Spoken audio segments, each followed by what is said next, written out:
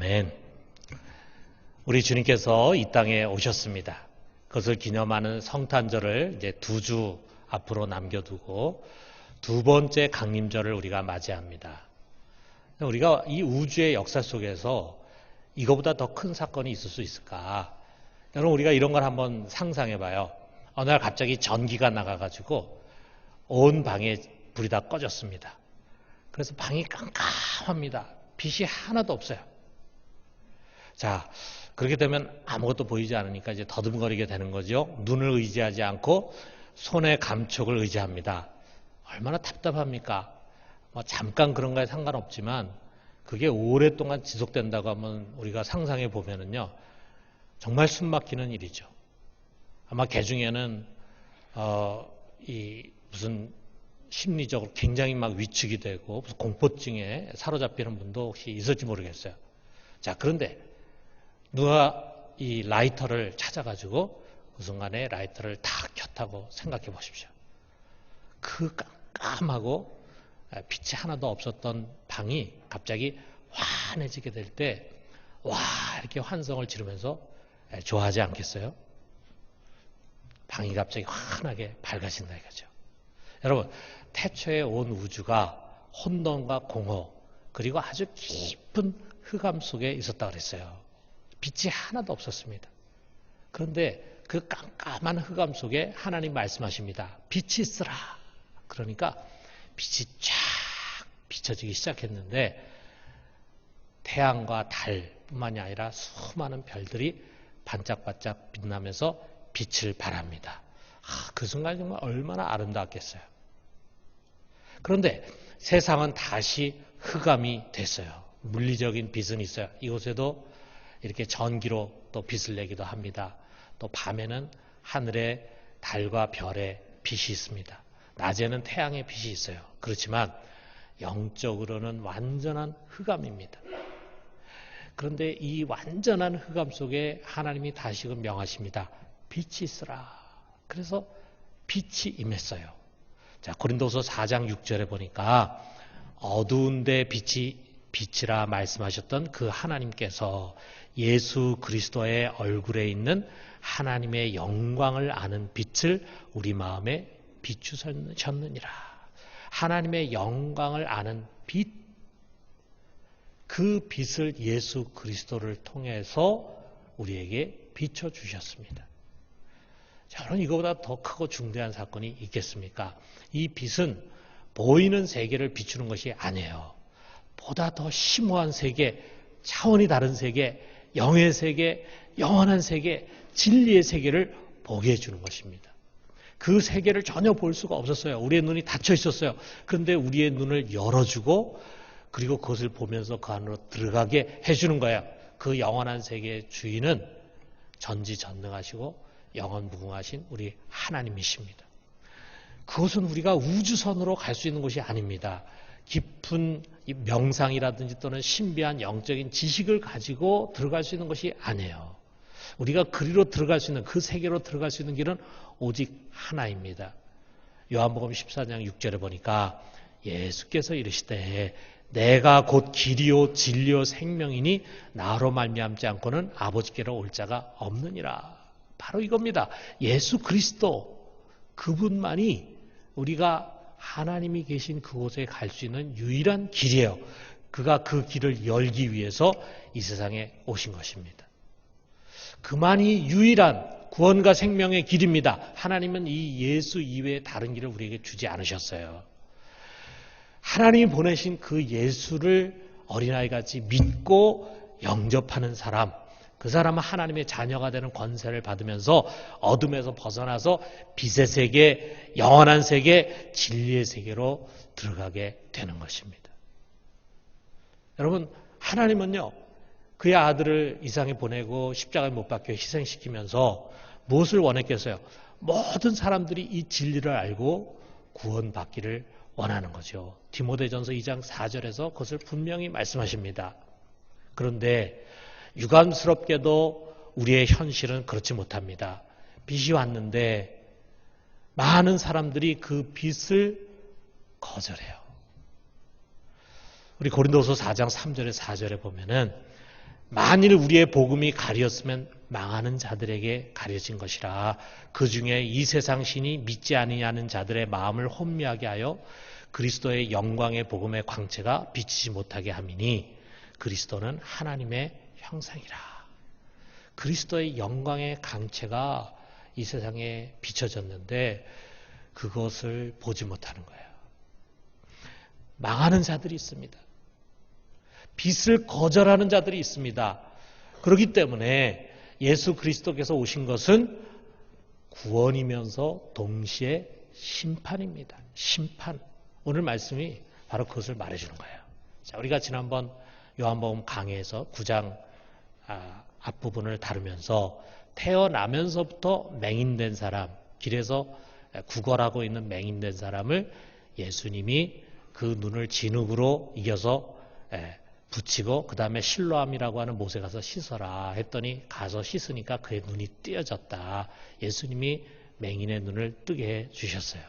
자, 창세 이래 맹인의 눈을 뜨게 한 일이 없었기 때문에 이 기적은 사람들에게 굉장히 충격적으로 받아들여졌습니다.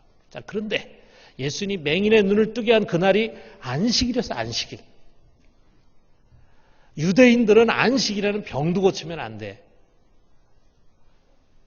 그런데 예수님이 이전에 보니까 베데스다 연못에 38년 된 병자를 고친 것도 안식일이었어요.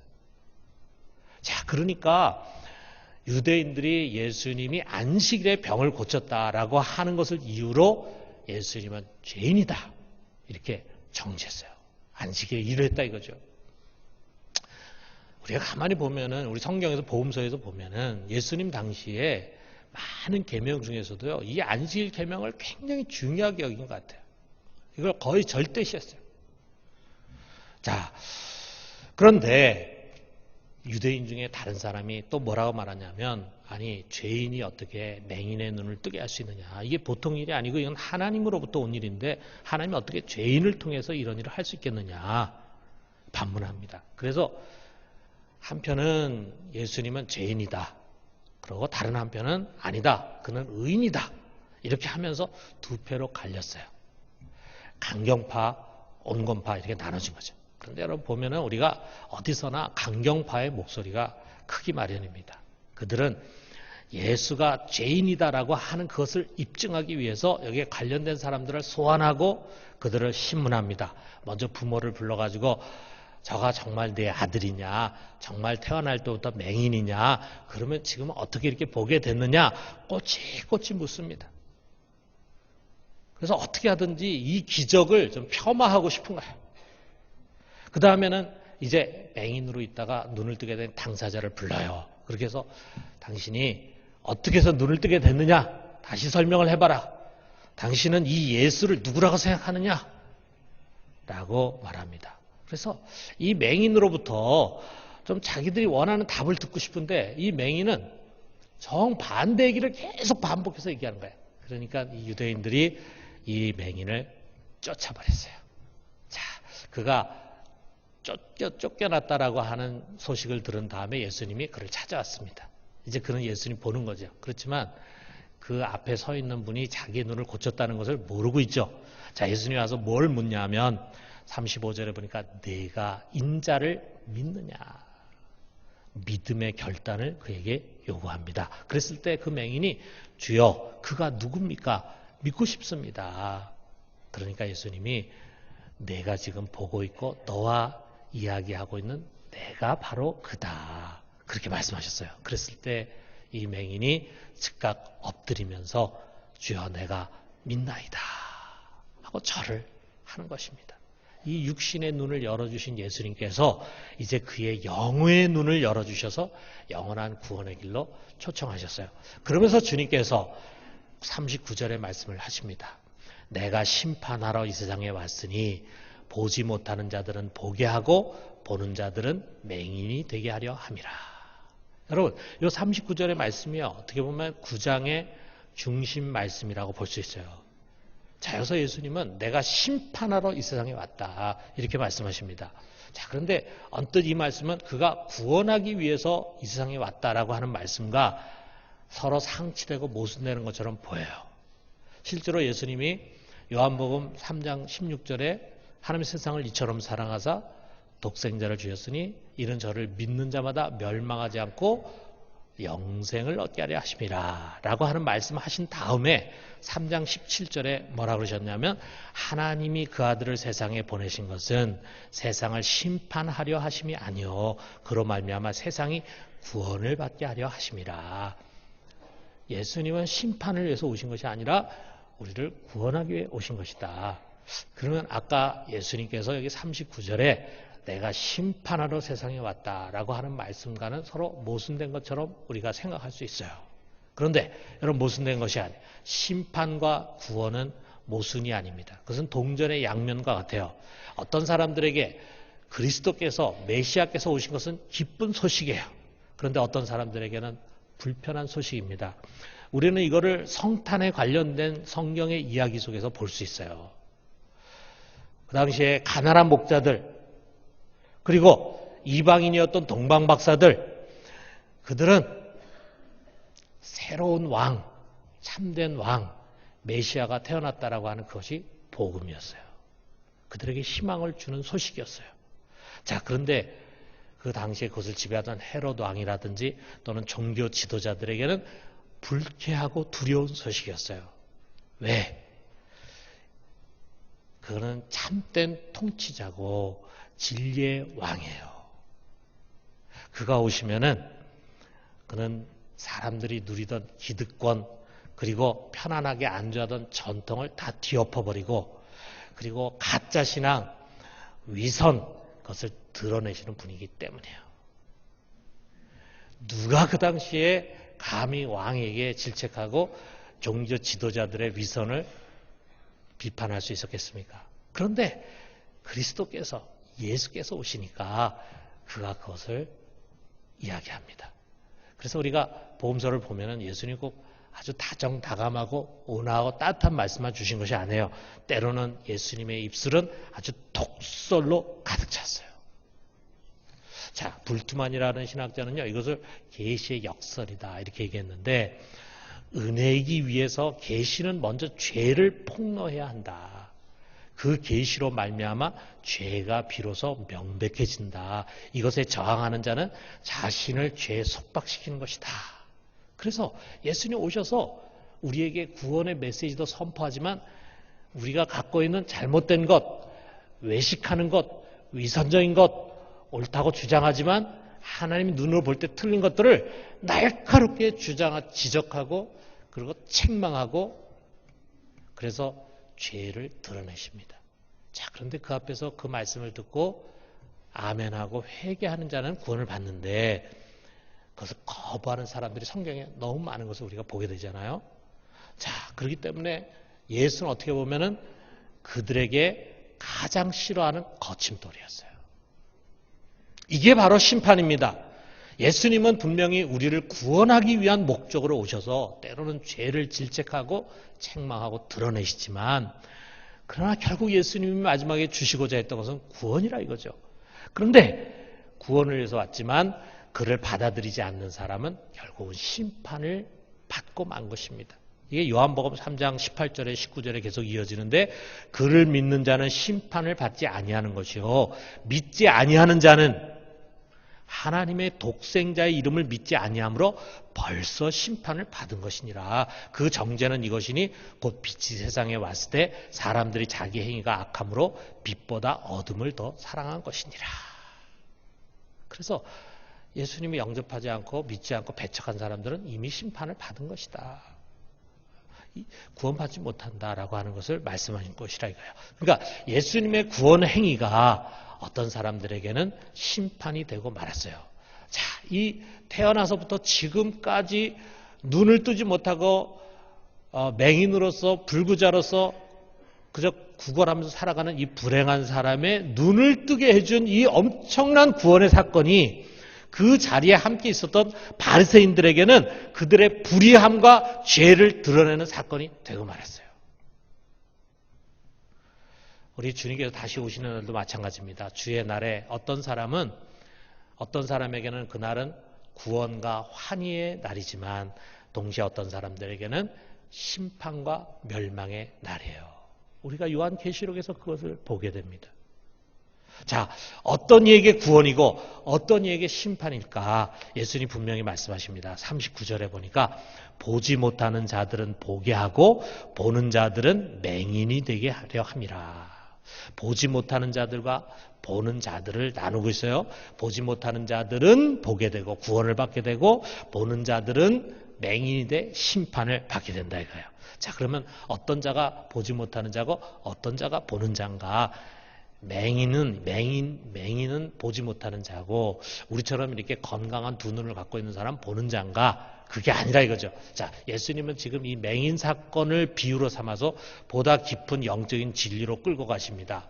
자, 보는 자가 누구인가에 대한 설명을 우리가 그 다음 절에서 볼 수 있어요. 자, 예수님이 말씀하시니까 그 말을 듣고 거기에 있던 바리새인 중에 어떤 사람이 말합니다. 그럼 우리가 맹인인가?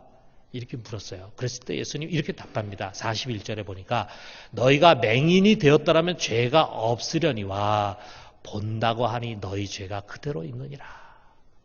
뭐가 문제냐? 너희 본다고 한다. 이 본다고 한다는 말의 원래 의미가 뭐냐면요. 너희가 볼 수 있다고 주장하니 You claim you can see. 근데 볼 수 있다고 주장을 하니 내 죄가 그대로 있다. 차라리 너희가 맹인이어서 스스로 나는 볼 수 없는 자다라고 한다면은 죄가 없을 텐데 자신이 두 눈을 뜨고 본다라고 확신하고 볼 수 있다라고 주장을 하니 너희는 죄가 있다. 이 말씀이에요. 그러니까 여러분 예수님 이 말씀은 보는 자가 진짜 볼 눈을 가지고 있는 것이 아니라 스스로 볼 수 있다고 착각하는 거예요. 여러분 예수님이 이 세상에 오셨을 때 어느 누구도 볼 수 있는 사람은 없었습니다. 어느 누구도 영적인 눈이 열려있는 사람은 없었어요. 진짜 봐야 할 것을 볼 수 있는 눈을 가진 사람은 없었어요. 단지 자기가 볼 수 있다라고 착각하는 사람들이 있었을 뿐이라 이거예요. 그들이 누굽니까? 하나님으로부터 택함을 받고 하나님으로부터 유일하게 하나님의 말씀 율법을 받은 유대인들이었다 이거예요. 그들은 하나님의 선민이라고 하는 자긍심으로 가득 차 있었습니다. 그 유대인들 중에서 특별히 유별나게 하나님을 잘 믿는다고 생각했던 바리새인과 서기관들이 있었다 이거예요. 우리가 지금 계속 성경 속에 바리새인들이 등장하지 않습니까? 그들은 자신들이 정해놓은 규정과 전통의 틀 안에 갇혀가지고 그것을 최고의 신앙이라고 여기고 하나님을 가장 잘 섬기는 것이라고 생각을 했어요. 겉보기에는 정말 그래요. 그렇지 않습니까? 여러분 성경을 달달달달 암송할 만큼 또 성경 구조를 몸에 두르고 다닐 만큼 말씀을 가까이 하고 그리고 금식도 하고 일주일에 늘 기도 생활하고 하는 그런 모습들 더더구나 이제 길거리에서도 손을 들고 기도하고 사람들이 볼 때는 참 열심히 기도하는 사람이다. 말씀을 굉장히 많이 읽는 사람이다. 많이 아는 사람이다. 이런 생각이 들지 않겠어요? 거기다가 11조 생활도 철저히 하죠. 성경에서 금한 죄는 범하지 않으려고 하죠. 누가 보더라도 정말 믿음이 좋은 사람이고 하나님을 가까이 하는 사람이고 하나님의 인정을 받는 사람이라는 생각이 들지 않겠어요? 그런데 가짜였다 이거죠. 가짜. 그들은 성경 지식으로 가득 찼지만 그 성경을 주신 그 성경의 저자가 되는 하나님의 마음을 이해하지 못하고 있었어요. 핀트가 맞질 않았어요. 정말 알아야 할 것을 알지 못하는 사입이었습니다. 그 당시에 그런 유대인이나 바리새인 서기관들의 진위를 정말 이게 제 진정한 믿음이 가짜 믿음인가를 제대로 볼 수 있는 사람이 누가 있었겠어요? 예수님밖에 없는 거죠. 여러분 우리가 어느 시대나 진짜와 사이비를 구별하는 게 참 어렵습니다. 차라리 그냥 엉성하게 만들어진 싸구려 짝퉁 그건 금방 표가 나죠. 그런데 여러분 보세요. 아주 정교하게 만든 짝퉁은요. 값도 비싸고 구별이 안 됩니다. 여러분 여기에 지금 루이비통 가방이 있는데 둘 중에 하나는 짝퉁이에요. 자, 여러분 구별이 됩니까? A입니까? B입니까? 짝퉁이. 알고 싶으신 분은 저에게 개인적으로 오십시오. 제가 알려드리겠습니다. 자, 우리가 미술계에도 종종 위장 논쟁이 일어나잖아요. 아주 훌륭하고 위대한 화가의 작품을 이렇게 모조해가지고 만드는데 우리 눈으로 보면은요 사실 잘 몰라요. 뭐가 위작이고 뭐가 짝퉁이 잘 몰라.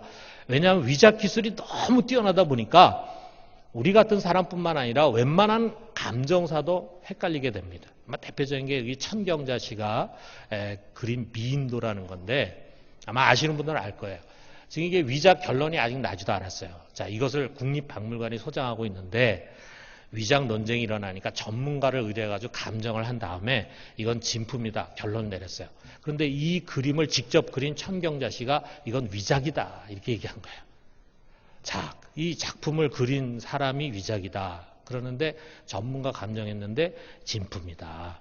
자, 그러니까 어떤 의미에서 보면은 이것을 직접 그린 작가도 잘 알아보기 어려울 만큼 이게 만약 위작이라고 한다면 굉장히 교묘한 거죠. 그런데 아직도 결론이 나지 않았습니다. 자, 여러분 우리가 사이비와 진짜를 구별하는 게 쉬운 것 같으면서도 굉장히 어렵습니다. 우리 신앙 안에서도 그래요. 정말 올바로 된 신앙과 그릇된 신앙을 구별하는 게 어렵다. 아주 이단 같으면은 뭐 아주 근본적인 교리가 다른 거는 우리가 금방 구별하는데 너무나 비슷한데 잘못된 것이 있는 것을 찾아낸다는 것이 굉장히 어려워요. 자, 예수님 당시에 우리가 지금 성경에서 보면 다 엉터리들이다라고 하는 것을 금방 알지만 그 당시에는요.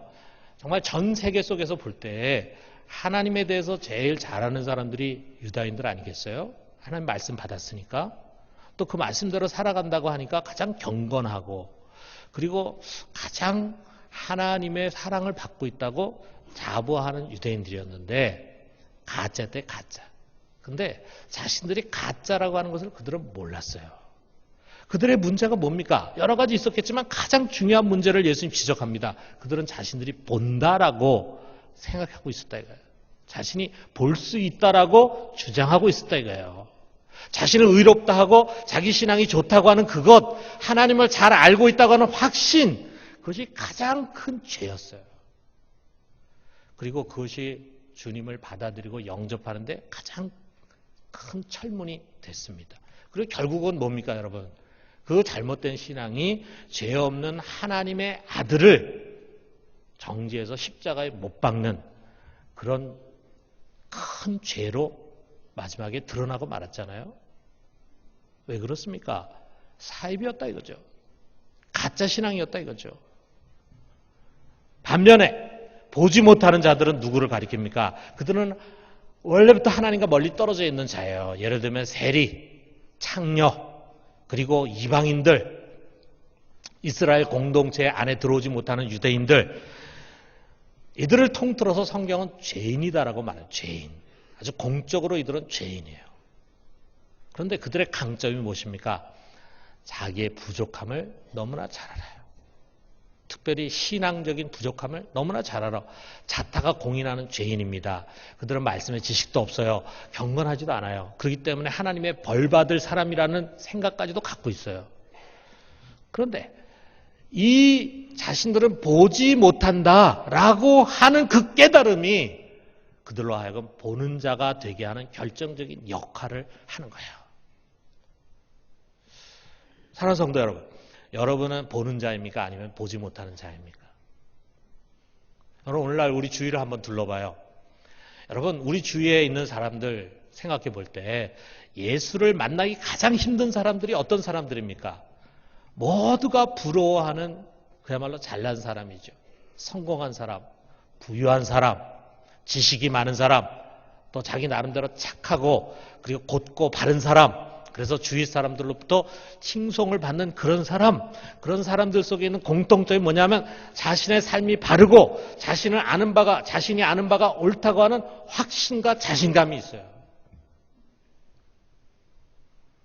그런 확신이 좀 눈을 돌려서 보다 깊은 세계, 보다 영원한 세계를 보게 하는데 장애가 됩니다. 예수를 믿기가 너무 어려운 사람들이에요. 결국 모든 사람들이 부러워하는 그들이 갖고 있는 그것이 그들을 심판대로 끌고 가는 것이 되더라 이거죠. 반면에 누가 예수를 믿기가 쉽습니까? 실패한 사람, 가난해진 사람, 병약해진 사람, 의지할 곳이 없는 사람, 자신에 대한 믿음을 잃고 괴로워하는 사람, 그런 사람들이에요. 그런 사람들의 공통점이 뭡니까? 자신이 보잘것이 없고 아는 것이 없고 내세울 것이 없다. 다시 말하면 겸손해, 겸손. 억지로 겸손한 것이 아니라 그들이 처해 있는 처지가 겸손할 수밖에 없는 그런 사람. 그런 사람들이 예수를 믿기 쉽다 이거죠. 여러분, 우리 중에도 지금 여기 앉아서 예배드리는 사람들 중에도 보면은 한때는 정말 잘 나갔어요. 잘 나갈 때는 자신감으로 가득 차 있어. 자기를 믿고 살아가는 거예요. 믿을 것이 많죠. 자, 그럴 때는 누가 예수를 전해도 예수 쳐다보지도 않습니다. 자, 그랬는데 실패를 했어요. 병을 얻었어요. 사업이 무너졌어요. 자기가 기대하던 것이 다 꺾였어요. 그래서 낮아지니까 비로소 귀에 들리더라 이거죠. 그래서 그분 앞에 나오게 되더라 이거죠. 그래서 영의 눈이 열려지게 되더라 이거죠. 누구나 갖기를 원치 않는 그 연약함, 그것이 오히려 우리를 구원의 길로 인도하는 것입니다. 그러므로 여러분, 교회 안에 들어와 있는 여러분, 우리는 조심해야 합니다. 오늘 이 말씀을 우리가 나와는 상관없는 말씀으로 생각하면 안 됩니다. 우리도 모르게 우리도 사이비 신자가 될 수 있습니다. 여러분, 유대인들을 우습게 보면 안 됩니다. 바리새인들을 남처럼 생각하면 안 됩니다. 우리도 그들처럼 눈이 멀고 귀가 먹을 수 있습니다. 맹인이 눈을 뜨는 장면처럼 하나님의 영광이 분명한 것 가운데서도 안식일 같은 그런 자질구레한 규정에 장애를 받아가지고 마음을 닫는 그런 죄를 범할 수가 있어요. 여러분, 우리 신앙인들은요, 언제든지 바리새인의 함정에 빠질 수 있습니다. 우리가 요한복음 보면서 거의 계속해서 등장하는 바리새인들의 모습 보면서 그것은 예수님을 대적했기 때문에 예수님 믿는 나하고는 상관없는 사람이다 라고 생각해서는 안 됩니다. 여러분, 바리새인은 예수를 믿지 않는 사람이 아니고 바로 신앙을 갖고 있는 우리들 속에 언제든지 나타날 수 있는 모습이에요.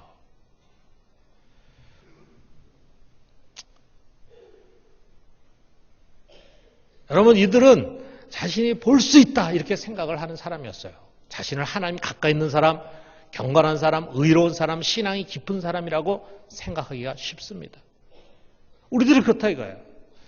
특별히 우리가 선생이 되어서 가르치는 자리에 서면은 자신이 하나님을 잘 알고 있다고 하는 착각을 갖기 쉽습니다. 지도자가 되면은 스스로를 경건하고 신앙이 깊은 사람으로 포장하려고 하는 유혹을 받아요. 자신의 죄를 덮고 합리화하는 데 익숙해지기가 쉽습니다. 아닙니다. 여러분, 정말 우리는 이 유대인과 바리새인을 알아야 합니다. 그들은 언제나 내 속에 꿈틀거리는 가짜입니다. 아무것도 된 것이 없으면서 된 것처럼 착각하고 아는 것이 없으면서 안다고 착각하는 사이비입니다. 여러분, 우리는 자신의 맹인됨을 알아야 합니다. 이것이 축복의 통로예요. 우리가 이걸 놓치기가 쉽습니다. 우리가 안다고 하는 그것은 과학자 뉴턴이 말한 것처럼 그야말로 넓디 넓은 바닷가 해안에서 수많은 모래와 조약돌로 가득 차 있는 곳에서 조약돌 하나를 집어들고 신비하는 그런 소년과 같은 것이다. 우리가 하나님에 대해서 안다고 하는 그것은 하나님에 대한 지식의 지극히 부분에 불과한 것입니다. 우리는 하나님 잘 모릅니다. 우리 여기서 출발해야 돼요. 난 아직 하나님 잘 모른다.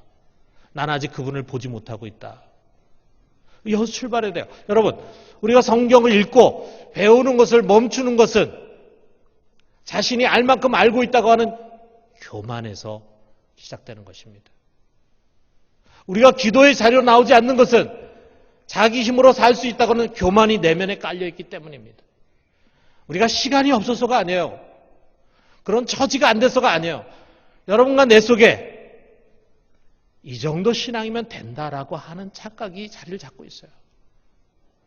그래서 하나님의 말씀을 더 간절히 사모하고 배우려고 하지 않고 기도의 자리에 나오게 되지 않는 것입니다. 사랑하는 성도 여러분, 기름지고 배부르고 재미있고 화려한 삶에 속아서는 안 됩니다. 재물과 경력과 지위가 주는 안정감에 속아서는 안 됩니다. 이 세상의 복과 형통함이 나의 신앙의 옳음을 증명한다고 착각해서는 안 됩니다. 아, 내가 잘 되고 있으니까, 내 사업이 잘 되고 애들 잘 크고 있으니까 내 신앙이 올바르게 하나님 복을 주시는 거겠지. 여러분 이렇게 착각해서는 안 됩니다. 여러분이 잘 못해도 세상의 일이 잘 될 수 있어요. 여러분의 신앙이 옳지 않아도 형통한 길이 열릴 수 있어요. 여러분, 물은 낮은 곳으로 흐르지 않습니까? 은혜는 빈 그릇에 채워지는 것입니다.